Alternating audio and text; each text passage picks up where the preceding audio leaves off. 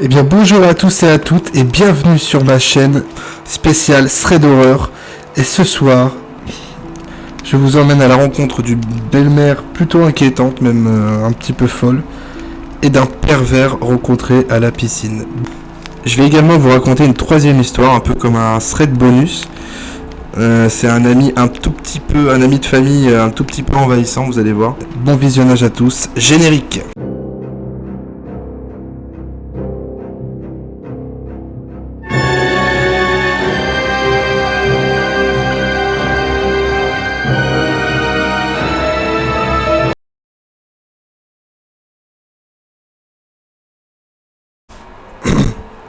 Bonjour à tous. Cette histoire débute quand j'avais 7 ou 8 ans, quand mon père a rencontré une femme après son divorce. Nous l'appellerons Adriane. Adriane, au premier abord, est une jeune femme plutôt souriante et gentille. Elle avait 19 ans et mon père 41. Comme j'allais à l'école toute seule, j'avais un téléphone portable. Et comme seul numéro de téléphone, ma mère, mon père, ma grande sœur et ma grand-mère. Donc ça a commencé par des appels téléphoniques en inconnu, auxquels je ne répondais pas car ma maman m'avait interdit de répondre, si ce n'est pas un des numéros enregistrés sur mon téléphone. Sauf que ces appels étaient très insistants, plusieurs fois par jour. Donc au bout d'un moment, malgré l'interdiction de ma maman, je finis par répondre. C'était Adriane, qui voulait savoir comment j'allais, juste prendre de mes nouvelles. Rien d'alarmant au départ, sauf que ça a vite dérapé comme j'avais répondu une fois. Et qu'elle savait que c'était moi. Elle a multiplié les appels, j'en avais des dizaines par jour, et souvent même la nuit. Bien évidemment, je ne répondais pas. Mais ma mère a fini par voir qu'il y avait quelque chose d'anormal, sauf qu'à l'époque, on ne pouvait pas autant se protéger que maintenant avec nos téléphones. Elle a juste demandé à cette femme d'arrêter de m'appeler tout court, et que si elle avait besoin de me contacter, Adriane devait passer par ma mère. Elle a arrêté puis repris quelques jours après. Mais jeune et stupide que j'étais, de temps en temps, je répondais pour lui demander d'arrêter. Quand je répondais, elle me disait que mon père ne m'aimait pas, qu'il ne m'aimerait jamais, car j'étais une petite fille horrible, moche et stupide. À 8 ans, ce genre de phrase on y croit. Du moins moi j'y croyais. Et ça a été réellement le début de l'enfer. Elle a continué en débarquant chez mon père à l'improviste. Ma mère avait demandé à mon père qu'elle ne soit pas présente lorsque ma sœur et moi étions chez lui au vu de son comportement et surtout qu'on ne voyait que 4 jours par mois. Elle venait la nuit pour nous faire peur. Elle se mettait au volet de la fenêtre et regardait mon père dormir. Ça m'a valu plusieurs rencontres surprises avec elle donc en pleine nuit. J'avais des appels avec des menaces de mort si je retournais voir mon père. Ma mère a eu des SMS de menaces d'enlèvement sur ma sœur et moi. On continuait d'aller voir mon père malgré tout. Tout ça s'est passé sur plusieurs longues années de mes 7 ans à mes 19 ans. Oui, si long. Parce que vous doutez bien que nous avons appelé la police plusieurs fois, porté plainte plusieurs fois. Mais à cette époque, le harcèlement n'était pas vraiment pris en charge par la police. Et ce n'était que des menaces, rien de grave. Donc ça a continué longtemps jusqu'au jour où j'en ai eu assez. Je suis allé la voir le jour de mes 19 ans pour lui dire les 4 vérités en face. C'est facile par téléphone. Je l'avais vue que 4 fois réellement dans ma vie. Je suis allé la voir dans l'optique de la tabasser clairement. Mais sauf que quand je suis arrivé, mon père était là.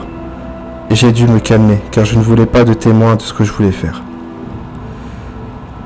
Et quand nous avons parlé, enfin plutôt hurlé pour ma part, je me suis rendu compte qu'elle était complètement terrorisée. Elle faisait 1m50 à tout casser. Moi 1m70. Pour peut-être 40-45 kilos. Moi je faisais 75. Elle était assise, tout au fond d'une chaise en boule, en me répétant qu'elle ne savait pas de quoi je lui parlais, qu'elle n'avait jamais fait ce genre de choses, que jamais elle ne se serait prise à une enfant tout en pleurant. Je ne suis pas quelqu'un de méchant, et je voyais bien la détresse dans son regard. Donc j'ai abandonné mon projet et je suis parti encore plus énervé que quand je suis arrivé. Malheureusement, l'histoire ne s'arrête pas là. Elle a tendu une embuscade à mon père. Il s'est fait tabasser dans sa maison.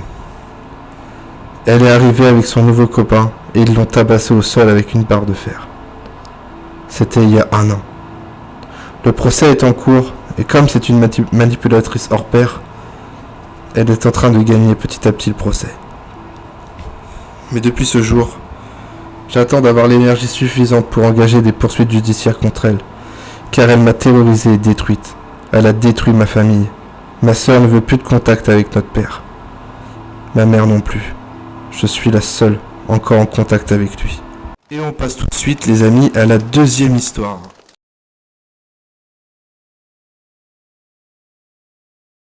J'ai 21 ans, et l'histoire est arrivée quand j'en avais 14. Un jour, ma mère nous annonce qu'un de ses amis, que je ne connais pas, va venir vivre chez nous quelque temps. Le gars dort sur le canapé. Au début, je le capte pas trop, c'est juste un inconnu qui s'est fait virer de chez lui par sa femme.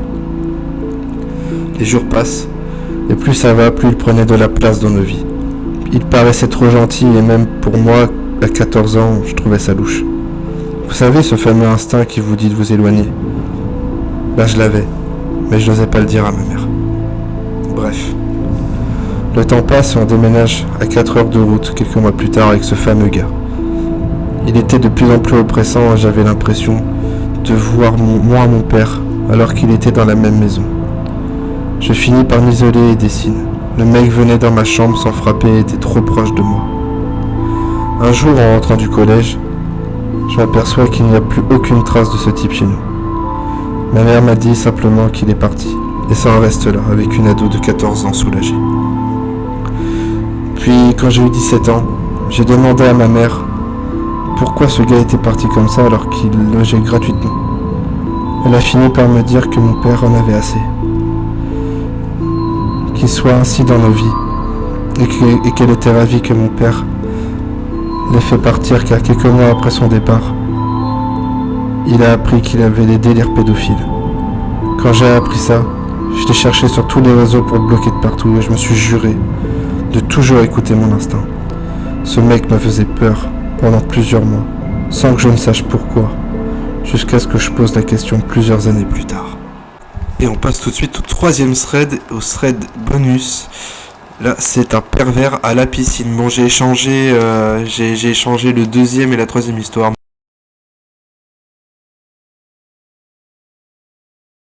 Cela s'est passé il y a 12 ans. J'ai 23 ans. Mais je suis toujours traumatisé par ça. C'était en été 2009 et il faisait très chaud. Mon père a décidé qu'aller à la piscine était une bonne idée. Moi et mes petits frères et sœurs préparons nos affaires pour ce qui allait être une charmante après-midi. Jusque-là, tout va bien. Une après-midi normale pour une joyeuse petite famille. C'est dans le bassin ludique que ça a commencé. Je croise une amie de la famille qui est venue en famille ce jour-là. Son mari et sa fille de 3 ans, mon aîné. Si la femme et la fille sont hyper gentilles et agréables, son mari m'a toujours fait peur. À un moment, je m'éloigne pour aller dans les mini rapides. Et là, je sens une main à m'attraper. C'était le mari de la femme. Je ne sais pas pourquoi, mais je n'ai pas hurlé ou pleuré.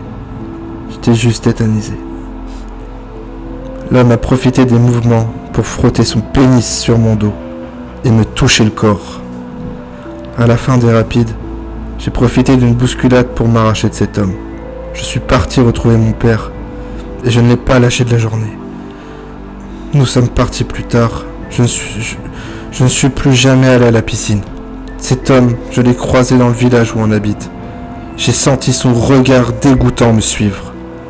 Heureusement, 3 ans plus tard, nous avons déménagé dans une grande ville. Malheureusement, ce moment a eu de lourdes conséquences sur mon mental. Mais aujourd'hui, je vais mieux. Merci à tous et à toutes d'avoir regardé ma vidéo. De prochaines vidéos arriveront dans la semaine. Je pense poster des histoires d'horreur tous les 2 jours, je pense. Merci à tous. N'hésitez pas à soutenir et à me soutenir la chaîne. Et je vous souhaite à tous et à toutes une très bonne journée. Bye bye.